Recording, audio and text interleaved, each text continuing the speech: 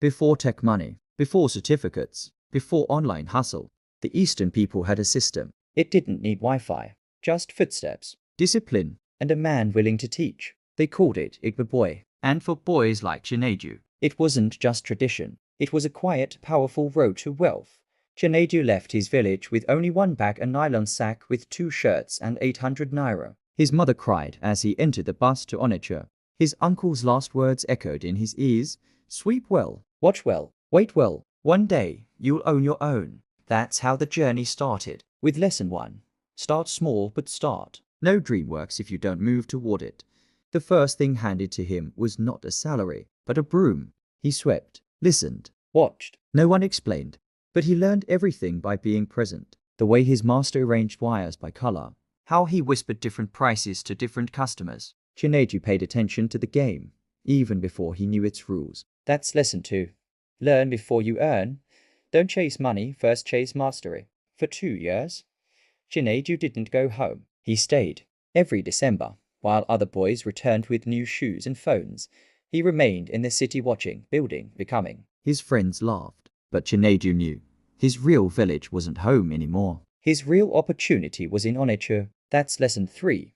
Sometimes you have to move to grow. Stay in motion, not comfort. By his 3rd year, he could run the shop alone. He knew when to order, when to wait. He could sense a fake charger just by weight, but still no money in his hand. No salary, no share. But he understood something deeper. Money was the last thing you earned, not the first. That's lesson 4.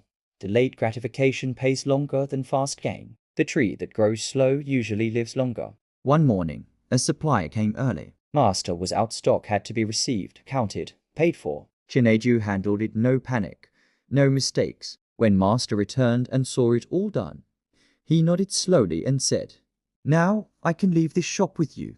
That was lesson 5.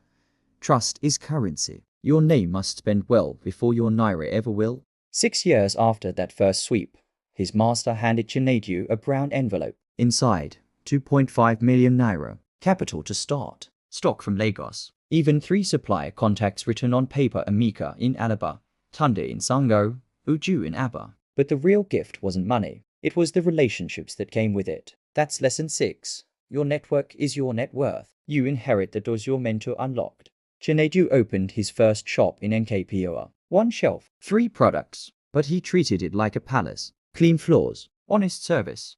Within 6 months, he had regular customers. After 1 year, he brought in a boy from his village to help. He didn't call him boy. He called him brother. That's lesson 7.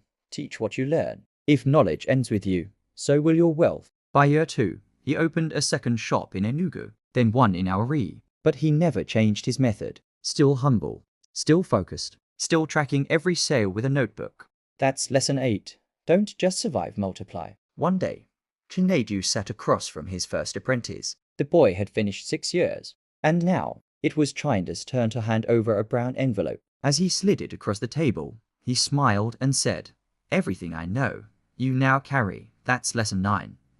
Wealth is a relay, not a race. Pass the baton. Chinedu never went to business school, but he graduated from the streets, from watching, from waiting, from moving smart. He didn't build an application, but he built a name. He didn't raise funds, he raised value. Lesson 10. Business is not about noise, and sometimes it's about structure. The old ways still work better than the new ones. So next time you hear someone call that system outdated, remember Chinedu, and remember that what built real wealth in the past still works today. You just have to walk the path, not scroll past it. Learn, build, multiply, settle. Subscribe for more travels and wealth stories told the way they were lived.